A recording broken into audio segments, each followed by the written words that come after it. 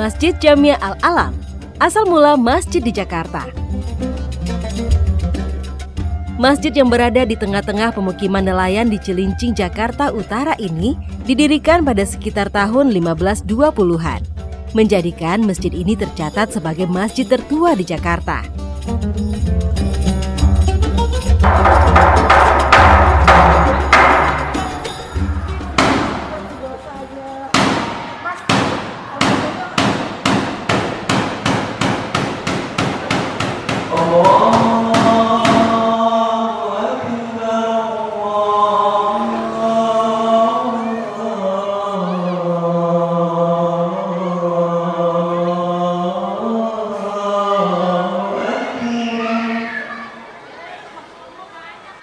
Semangat pagi, live friends. Apa kabarnya? Semoga sehat-sehat ya. Alhamdulillah kita ketemu lagi dengan bulan Ramadan kali ini. Semoga puasa sepanjang bulan Ramadan ini dilancarkan ya. Nah, alhamdulillah juga di bulan Ramadan ini BNI Live akan menghadirkan program yang sangat menarik, yaitu jelajah masjid-masjid kuno dan bersejarah di Jakarta. Bersama saya Ira Latif, saya akan membawa live friends untuk menjelajahi berbagai masjid-masjid yang ciamik dan juga menarik sejarahnya untuk kita ketahui. Dan dimulai di episode pertama ini yaitu Masjid Al-Alam di Cilincing. Ini adalah masjid yang sangat menarik sekali live friends. Ini adalah masjid tertua di Jakarta. Masjid ini live friends ada hubungannya dengan peristiwa penyerbuan Fathahilah untuk mengalahkan Portugis di Sunda Kelapa yang akhirnya melahirkan kota Jayakarta. Jadi masjid ini sama tuanya dengan kota Jakarta. Nah, penasaran? Pingin tahu seperti apa masjid tertua di Jakarta? Yuk kita simak-simak bersama. Yang unik dari Masjid Al-Alam Cilincing adalah meskipun ruang utamanya hanya berukuran 10 kali 10 meter, tetapi memiliki pintu masuk sebanyak 5 buah. Pada sisi timur ada 1 pintu dan di sisi utara dan selatan masing-masing terdapat 2 pintu. Bangunan masjid mempunyai ciri khas Jawa dengan atas masjid yang berbentuk limas yang mirip dengan bentuk mahkota raja. Ruang utama masjid disangga oleh 4 pilar yang terbuat dari kayu jati dan merupakan soko guru dari Sunan Gunung Jati, yaitu iman, Islam, ilmu, dan amal. Pada pendopo sisi timur masjid ada sebuah ukiran dari kayu yang bertuliskan huruf Jawa, yaitu wasiat Sunan Gunung Jati. Kemudian di bawahnya diteruskan kalimat ingsun titip taju iyan fakir miskin, dengan arti aku titipkan masjid dan fakir miskin. Bukti bahwa masjid mempunyai kaitan yang erat dengan Sunan Gunung Jati. Kaitan dengan Masjid Al-Alam Cilincing, Masjid Al-Alam Marunda, Masjid Al-Alam Gembong, Masjid Al-Alam Belacan itu sangat berkaitan erat dengan peristiwa pembebasan Portugis yang saat itu telah menguasai Sunda Kelapa. Nah, saat itu para wali songo kemudian memberikan arahan dan masukan kepada Sultan Demak yang bernama Raden Patah. Karena kerajaan Islam pertama di Jawa itu adalah Kesultanan Demak yang dipimpin oleh Raden Patah. Setelah runtuhnya Majapahit, maka kemudian saat itu kekhawatiran para wali songo bahwa Portugis ini kalau dibiarkan akan kemudian menguasai Nusantara seluruhnya. Maka akhirnya dicapailah suatu keputusan untuk membebaskan daripada tangan Portugis.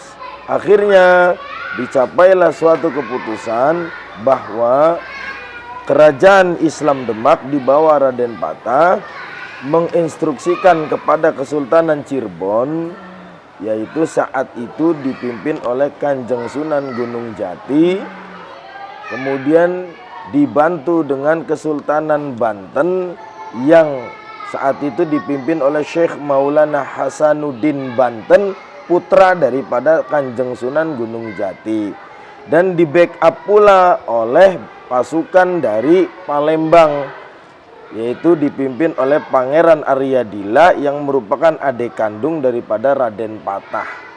Kaitan dengan berdirinya Masjid Al-Alam ini adalah yang berkaitan dengan pasukan yang menempuh rute perjalanan melalui laut. Akhirnya singgahlah kelompok pertama di Kali Cilincing ini, pesisir Cilincing sampai Marunda, itu gelombang pertama. Gelombang keduanya itu yang di Gembong dan Belacan.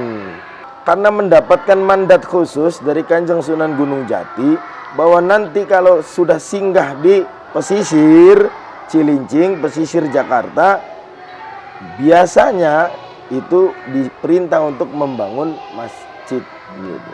Akhirnya dibangunlah Masjid Al-Alam ini. Dulu belum ada namanya, ya. Dibangunlah Masjid Al-Alam ini, Cilincing, Marunda, kemudian gelombang yang kedua, Gembong dan Belacan. Asal-usul nama Al-Alam sendiri didapat dari masyarakat sekitar yang berarti masjid yang muncul dari alam. Kenapa dinamakan Masjid Al-Alam? Karena dahulu turun-temurun masyhur cerita bahwa masjid ini konon sorenya nggak ada, paginya ada. Sehingga berdasarkan cerita turun-temurun masyarakat di zaman itu mengatakan bahwa masjid ini munculnya dari alam. Maka dinamakan Al-Alam.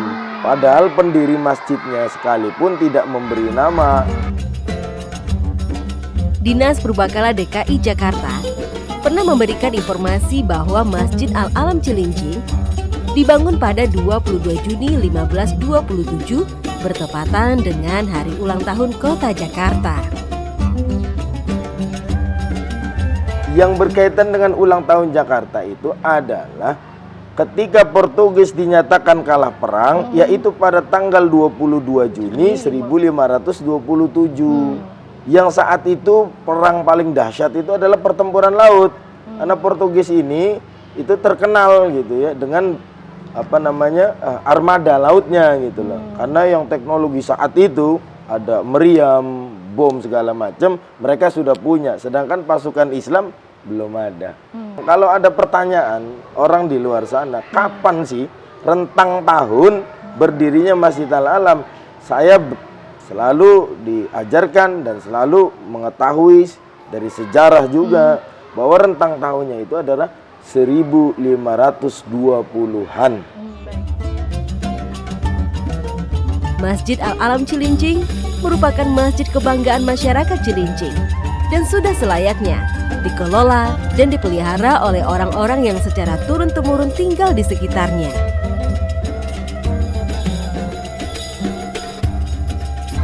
Untuk perawatan yang saya tahu dari turun-temurun waktu abah saya, Kiai Haji Ahmad Sarjono masih hidup, itu dikelola oleh swadaya masyarakat.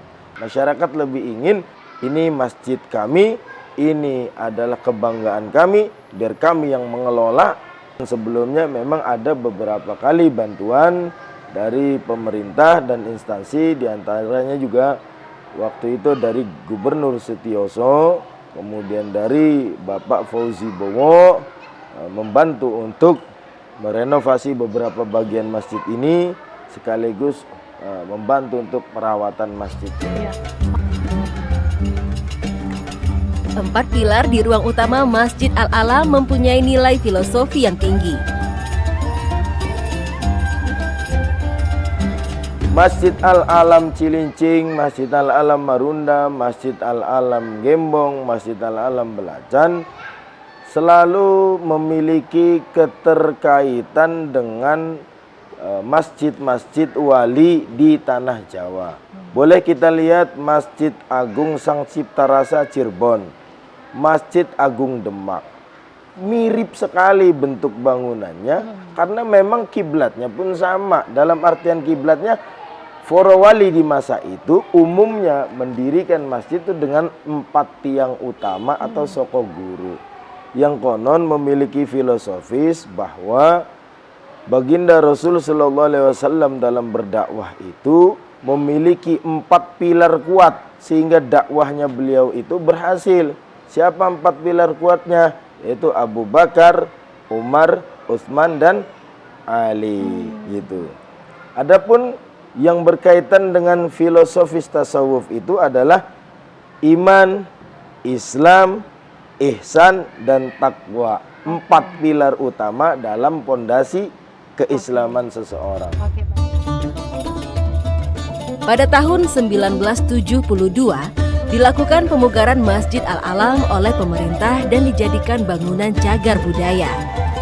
Pemugaran ini dilakukan untuk mengganti bagian-bagian dari bangunan yang mulai lapuk karena dimakan usia dan air laut dengan bahan-bahan yang lebih tahan lama.